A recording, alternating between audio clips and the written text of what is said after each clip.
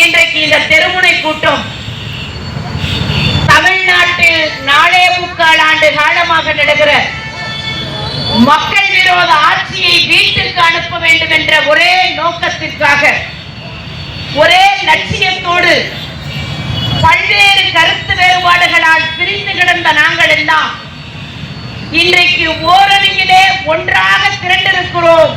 புரட்சி தலைவி அம்மாவின் பிள்ளைகளாக, மக்களால் நான், மக்களுக்காகவே நான் என்று கடைசி மூச்சு இருக்கிறவரை ஓங்கி ஒழித்த அம்மாவின் ஆட்சி மீண்டும் இங்கே மலர வேண்டும்.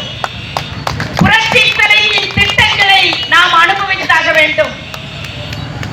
ஏதோ இவங்க அப்பா வீட்டு பணத்தை எடுத்து மக்களுக்கு கொடுப்பது போல இன்ப அதிர்ச்சி என்று அங்கே போர்டு வச்சிருக்காங்க. எங்களுக்கே பேரதிர்ச்சியா இருக்கு பாக்குறதுக்கு. தம்பி திருப்பதி சொன்னது மாதிரி உங்க கனவுகளை சொல்லுங்க முதலமைச்சர் ஒரு பக்கம் கிளம்புறாரு. தமிழ்நாடு தலகுனியாதுன்றார். வெட்டி தலகுனிச்சு நாடு நாசமா போய் 4.5 வருஷம் ஆச்சு.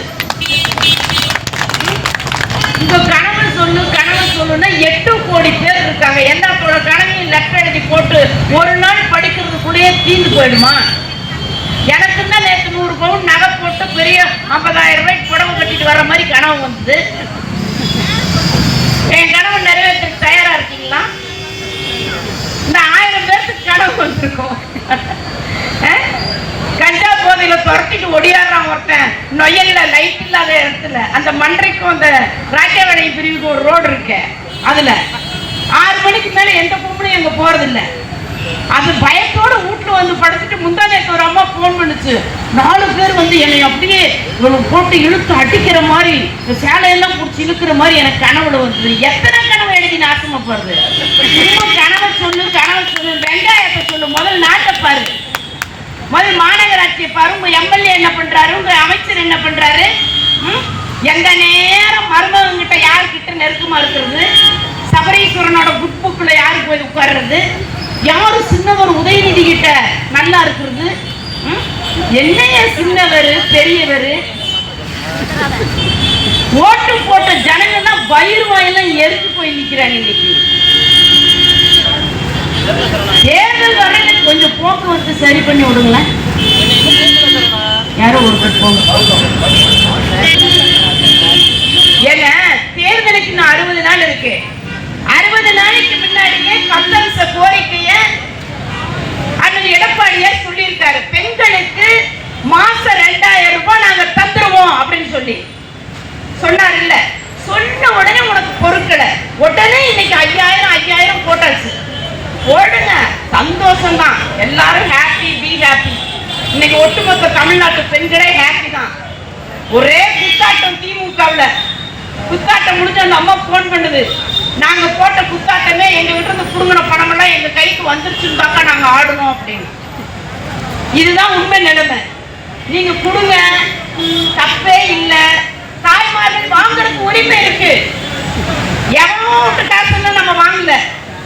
யார் அப்பா விட்டு காசுக்கும் கை நீட்டி போய் நம்ம பேங்க்ல வரல. நம்ம கிட்ட குப்பை முதல் கொண்டு நீங்க வரியா போட்டு புடுங்கின பணத்தை தான் இப்ப திருப்பி கொடுக்குறீங்க. மாசம் 1000 ரூபாய்ங்கிறது அம்மா கொண்டு வந்த திட்டம். அம்மா கொண்டு வந்த திட்டத்தை எடப்பாடியார் ஆட்சியில நிறைவேற்றி வச்சாங்க. இப்ப நாங்க 2000 தருன்னு சொன்ன உடனே இன்னைக்கு 5000 ரூபாய் போட்டீங்க. 5000 ரூபாய் எதுக்குன்னா இந்த மாசம் 1000, அடுத்த மாசம் 1000, அதுக்கு அடுத்த மாசம் 1000, 3000 சரியா போச்சா? அப்புறம் இதுக்கு 2000 சேர்த்து போட்டாங்க. அதுதான் கோடை கால சிறப்பு நிதி. ஊட்டிக்கு போகலாம், கொடைக்கானலுக்கு போகலாம், ஜாலியா இருக்கலாம். அதான வேலை. கோடை காலமே இல்லை பார்த்தீங்களா? 4 வருஷமா அப்படியே குழுன்னு இருந்தோம். மாசி பங்குனி சித்திரையில எல்லாம் தேவனுக்கும் வேர்க்கவே இல்லை, ஒன்றும் இல்லை. எத்தனை வெயில் காலத்துல எத்தனை நாள் கரண்ட் புடிஞ்சு விட்டுருப்பீங்க, எத்தனை நாள் கொசுக்கடியில கிடந்திருப்பீங்க. இங்க கூட்டு நடக்குதுன்னு பொறுக்கல உங்களுக்கு. அன்பு சகோதரர் ஆண்டவர் பழனிசாமி சொல்றார், சாயந்தரமே கரண்ட் புடிஞ்சு விட்டாங்களாம். வெகு சாமர்த்தியசாலி நீங்க. சீப்பை ஒழிச்சு வச்சுட்டா கல்யாணமே நடக்காதுன்ற மாதிரி. ரொம்ப சிரமம் உங்களுக்கு எல்லாம். ஆமா, உங்களோட மாதிரி நிபுணத்துவம் எவனுக்கும் வராது ஆட்சியாளர்களுக்கு. ஒருத்தர் கவுன்சிலரையே காணோன்ட்டு போனார் நம்ம பிஜேபி அன்பு சகோதரர் ஒருத்தர். அண்ணன் தான் பேசுறாரு. கண்டுபிடிச்சு இந்த பாருங்க, லேஸ் மார்க் பரிசு இல்லைங்க, 10,001. நல்ல ஞாபகம் வச்சுக்கோங்க. எங்கனாவது கண்டீங்கன்னா கவப்பட பிடிச்சிருங்க, பிடிச்சி வாடி கூட்டிட்டு வந்து 10,000 வாங்குற வழியை பாருங்க. சரிங்களா? 5,000 போட்டதோட நிக்கலீங்க, நமக்கு இன்னும் 23,000 வரணும், 25,000 வரணும். நான் சொன்ன கணக்கு உங்களுக்கு புரியுதானே? இந்த மாசம், அடுத்த மாசம், அதுக்கு அடுத்த மாசம் 3 மாசத்துக்கு 1,000, 3,000, கோடைக்கால சிறப்புனிக்கு 2,000, 28 மாசமா பாக்கி நிக்குது. அப்ப 3 மாசம் பணத்தை கொடுத்துட்டீங்கன்னா மீதி இன்னும் 25 மாச பணத்தை உங்க பாட்டு நான் தருவான் இல்ல மெரிநிலை படுத்திருக்கிற கருணாநிதி எந்திரிச்சு தருவாரா? 25,000 ஒழுங்கு மரியாதையா 2 நாள் டைம் வந்து சேர்ந்துடணும் எல்லா பொம்பளைகளும். இல்லைன்னு வச்சுக்க அவ்வளவுதான், மான மரியாதையெல்லாம் கட்டுரும். இன்னைக்கு 5 இடத்துல நடக்கிற கூட்டம் நாளைக்கு 10 இடத்துல நடக்கும். ஃபுல் போர்ஸோட இன்னைக்கு எல்லாரும் ஒன்னா சேர்ந்து நிக்கிறோம். பாத்துக்கங்க, வேற வேற கருத்து பாகுபாடு, வேற வேற அணி, எங்களுக்குள்ள சங்கடம் அதெல்லாம் இருந்ததெல்லாம் உண்மைதான். அரசியல் 1000 இருக்கும், சமயத்தை போல இருக்கும். ஆனாலும் நாங்க எல்லாருமே புரட்சி தலைவி அம்மாவின் பிள்ளைகள். முடிஞ்சு போச்சு, அம்மாவின் பிள்ளைகள்ங்கிற வழியில நாங்க இன்னைக்கு ஒன்னா சேர்ந்திருக்கோம். அதனால மரியாதையா எல்லா பெண்கள் சார்பிலையும் நான் சொல்றேன், இந்த மாநகராட்சியினுடைய முதல் பெண் மேயர் என்ற உரிமையில சொல்றேன், எல்லாரும் நேரடியா எனக்கு ஓட்டு போட்டீங்க. அந்த நன்றியோட நான் சொல்றேன், முதலமைச்சர் அவர்களே, ஒழுங்கா 25,000 பணம் வரலன்னா நடக்கிறத வேற. இந்த வாலிபடத்துல வச்சு நான் சொல்றேன், சும்மா எல்லாம் விட்டுற மாட்டேன் உங்களைய. சரியா? குப்பைக்கு குப்பையா, எத்தனை இடத்துல குப்பை அல்லாம கிடக்கு. நான் போன கூட்டத்துக்கு முந்தின கூட்டத்துல போட்டோவே காட்டினேன் நானு. இல்ல பாருங்க, இத்தனை இடத்துல குப்பை எல்லாம் பரிசு வாங்கிக்கங்கன்னு சொல்லி. ஒரு குப்பை அழுறதுக்கு துப்பு இல்ல, ஒரு மால் நேரம் லைட்டு போட முடியல, ஒரு டிச்சு எல்ல மாட்டேங்கிறீங்க, அடிப்படை பிரச்சனையை தீர்க்க மாட்டேங்கிறீங்க. எங்க பார்த்தாலும் கஞ்சா விற்பனை, போதைப் பொருள் விற்பனை. இது எல்லாம் உங்களுக்கு பார்த்தா விளையாட்டா இருக்கா? இந்த கேஎஸ்சி ஸ்கூல் பக்கத்திலேயே ஒரு பெட்டி கடையில பார்ப்பேன், சங்கத்துக்கு சொந்த 60 கிராம் கஞ்சா பிடிப்பட்டது, 20 கிராம் கஞ்சா பிடிப்பட்டதுன்னா போய் இப்ப 60 கிலோ கஞ்சா பிடிப்பட்டது, 20 கிலோ கஞ்சா பிடிப்பட்டது, கிலோ கணக்குல கஞ்சா போயிட்டு இருக்கு, கிலோ கணக்குல போயிட்டு இருக்கு. பெண்களுக்கு பாதுகாப்பு இல்ல. 8 வயசு பிள்ளையில இருந்து 80 வயசு பாட்டி வரைக்கும் பாதுகாப்பு இல்ல. எங்க என்ன எப்ப நடக்குன்னு தெரியல. நானும் கொஞ்சம் தைரியமான ஆள் தான், இருந்தாலுமே இப்பெல்லாம் கொஞ்சம் பயமா இருக்கு. வெளியே வந்து போறதுக்கு வர்றதுக்குலாம் எனக்கே பயமா இருக்குன்னா பாருங்க, பயமா இருக்குங்க, போக முடியல. ஒரு அரப்பூன் கம்மலுக்கு கடுத்தறுத்து கொள்றான். 1,20,000 ரூபாய்க்கு விக்குது ஒரு பவுன் நகை. எப்படி வாங்க, எப்படி பிள்ளைய கட்டி கொடுக்க, எப்படி சீர் பண்றது? அட வெச்சவனுக்கு முயலிக்க கூட முடியல திருப்பி நம்மனால, அவ்வளவு நெருக்கடியா இருக்குது.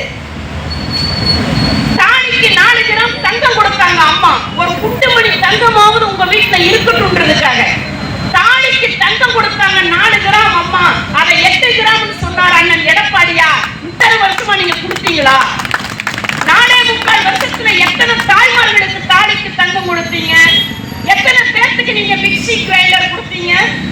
எத்தனை தாய்மார்களுக்கு நீங்க செய்ய வேண்டிய திட்டங்களை நீங்க செஞ்சீங்களா? அம்மா உணவக நிலைமை என்ன, அம்மா மருத்துவ நிலைமை என்ன, அம்மா குடிநீர் என்னாச்சு, சைக்கிள் என்னாச்சு, லேப்டாப் என்னாச்சு?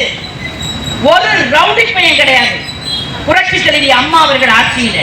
ஒரு ரவுடி இருக்க முடியாது. அத்தனை பேர்த்தையும் குண்டாசத்தை தூக்கி போட்டு உள்ள வைப்பாங்க, இல்லைன்னா ஒரே என்கவுண்டர்ல. அவ்வளவுதான். பேசிக்கிட்டு இந்த மாதிரி இந்த மாவு கட்டு போட்டு சோப் போடுற வேலையெல்லாம் அம்மா கிட்ட கிடையாது. ஒரே அடி தூக்குனாங்கன்னா அவ்வளவுதான். ஒரு ரவுடி தலையெடுக்கிற இன்னைக்கு எங்க பார்த்தாலும் ரவுடித்தனம், எங்க பார்த்தாலும் அட்டகாசம். ஆனா அப்பாவி திமுக தொண்டன் பழையபடி ரோட்ல தான் நிக்கிறான், பழையபடி ரோட்ல தான் இருக்கிறான். இதுதான் உண்மை. இவங்களுக்குள்ள ஒரே சண்டை, உள்கட்சி பூசல். எனவே தாய்மார்களே, இதை பேசினா பேசிட்டே போலாம், வெளியே வெளியே பேசலாம். யார் வந்து உங்களிடத்திலே பேசினாலும், ஓட்டுக்கு பணம் என்று எத்தனை ரூபாயை அள்ளி கொடுத்தாலும் வாங்குற உரிமை உங்களுக்கு இருக்கு. அது உங்களிடத்திலே இருந்து கொள்ளையடித்த பணம், உங்கள் வீட்டு பணம். நீங்கள் தைரியமாக அந்த பணத்தை நீங்கள் வாங்கிக் கொள்ளலாம். ஆனால் ஓட்டுச்சாவடிக்கு செல்லுகிற போது தேசிய ஜனநாயக கூட்டணியின் வேட்பாளர் யார் என்று பார்த்து அவருக்கு நீங்க ஓட்டு போடணும். புதுசா பல பேர் கட்சி தொடங்கலாம், பேசலாம், கூட்டம் சேரலாம், அதெல்லாம் அவங்கவுங்க விருப்பம். நாங்க எங்களுக்கு ஒன்றும் யாரும் கட்சி தொடங்க கூடாது, வரக்கூடாது, போகக்கூடாது அப்படிங்கிற எண்ணம் யாருக்கும் கிடையாது. ஏன்னா எல்லாருமே ரொம்ப டெவலப் ஆயிடுச்சு இன்னைக்கு நாடு. யாரும் கட்சி தொடங்கட்டும், எல்லாம் வரட்டும், போகட்டும். ஆனா எல்லாம் சொல்லுவாங்க, உங்க ஒவ்வொருத்தர் வீட்லயும் நான் இருக்கேன், உங்களுக்காக நான் வருவேன் அப்படின்னு சொல்லி. ஆனா உள்ளூர்ல யார் வர்றா? யார் உங்க மூச்சியை டெய்லி வந்து பாக்குறா? யார் உங்க குரலை காது கொடுத்து கேட்கிறா? யார் உங்க கஷ்டத்தை தீர்க்கிறா? இன்னார் ஜெயிச்சா இந்த திருப்பூருக்கு ஆகுமா, இன்னார் வெற்றி பெற்றா இந்த வாலிபாளையத்துக்கு சரியான அப்படின்னு நினைச்சு பார்த்து நீங்க ஓட்டு போடுங்க. அவ்வளவுதான், விஷயம் முடிஞ்சு போச்சு. நீங்க இங்க இருக்கிற யாரை வேணாலும் போன்ல எப்ப வேணாலும் கூப்பிடுவான், என்னை உட்பட. உங்களுக்காக பணி செய்ய என்னைக்கும் நாங்க காத்திருக்கிறோம். களங்கமில்லாத ஒரு தூய அரசை நடத்திய பெருமையோடு ஆதரவு தாருங்கள் என்று உங்களிடத்திலே அன்போடு கேட்டு விடைபெறுகிறேன். வணக்கம். உள்ளது உள்ளபடி, உண்மையின் குரலாய், நிகழ்வுகளின் ஒளியாய், டிஜிட்டல் வாய்ஸ் தமிழ்.